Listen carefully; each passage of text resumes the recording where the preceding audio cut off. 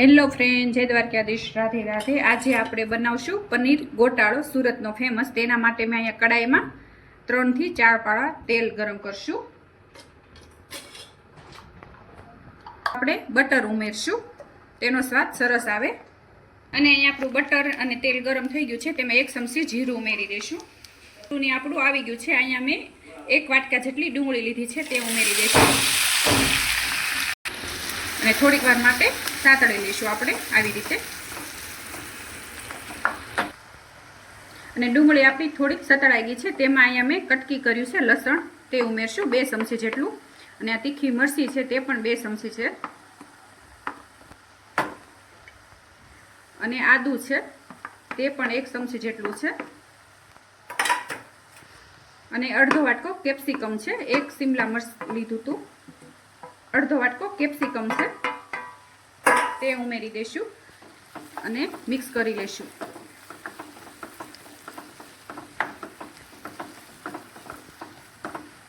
અને થોડીક વાર માટે આપણે આને પણ સાતળી લઈશું।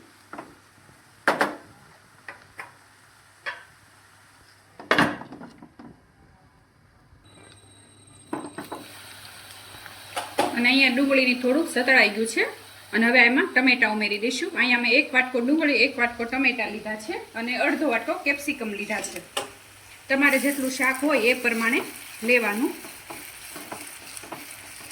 તેને પણ આપણે મિક્સ કરી દઈશું અને સ્વાદ પ્રમાણે એમાં મીઠું ઉમેરી દઈશું અને થોડીક હળદર ઉમેરી દઈશું, અડધી ચમચી જેટલી। જેણે સુરતમાં આ ગોટાળો ખાધો છે પનીર, તેને ખબર જ હશે કે કેવી રીતે બને છે અને સ્વાદે પણ કેવો આવે। અને હવે ઢાંકીને આપણે થવા દઈશું। અને અહીંયા મેં 200 ગ્રામ પનીર લીધું છે, તેને આપણે ખમણી લઈશું।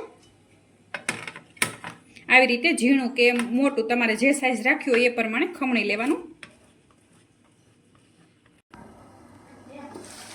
અને અહીંયા ડુંગળીની સતળાઈ ગયું છે ને તેલ પણ છૂટું પડી ગયું છે। હવે તેમાં આપણે કાશ્મીરી મરચું ઉમેરી દઈશું। અહીંયા મેં 2 ચમચી લીધું છે અને મિક્સ કરી લઈશું આવી રીતે। તમે એકવાર આવી રીતે ગોટાળો બનાવજો, બહુ સરસ બનશે।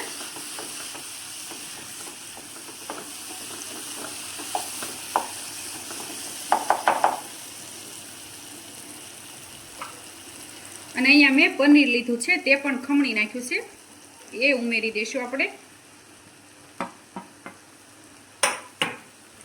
તેને પણ મિક્સ કરી લઈશું આવી રીતે।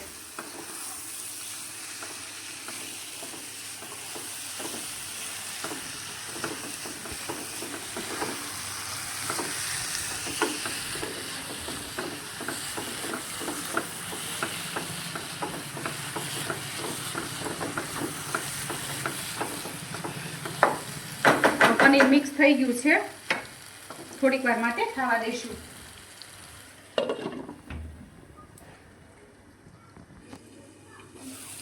જો તેલ થોડુંક છૂટું પડી ગયું છે અને હવે તેમાં આપણે પાણી ઉમેરશું। તમારે જેટલી ગ્રેવી રાખ્યું હોય એ પ્રમાણે લેવાનું। અહીંયા ગરમ પાણી લેવાનું, અહીંયા મેં ગરમ કરેલું છે પાણી, તે ઉમેરી દઈશું।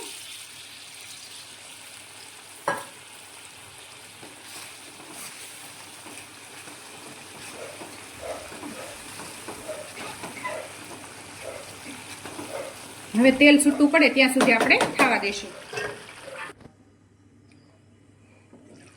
અને અહીંયા તેલ છૂટું પડી ગયું છે। હવે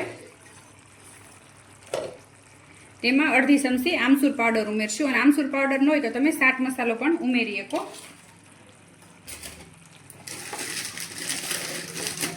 અને થોડી કસૂરી મેથી ઉમેરી દઈશું અને 1 ચમચી જેટલો પાવભાજી મસાલો ઉમેરી દઈશું। આમાં પાવભાજી મસાલો જ હોય અને પાવભાજી મસાલો તમારી પાસે ન હોય તો તમે ગરમ મસાલો પણ ઉમેરી શકો, પણ પાવભાજી મસાલાથી વધારે ટેસ્ટ આવશે।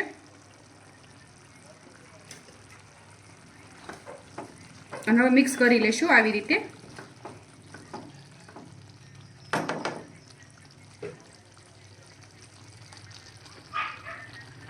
ઉપરથી આપણે સીજ ઉમેરી દઈશું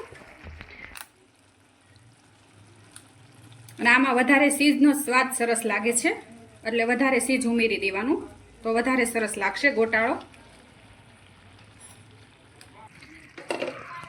અને હવે ઉપરથી આપણે કોથમીર ઉમેરી દઈશું. તૈયાર છે. અને ઉપરથી થોડુંક બટર ઉમેરી દઈશું.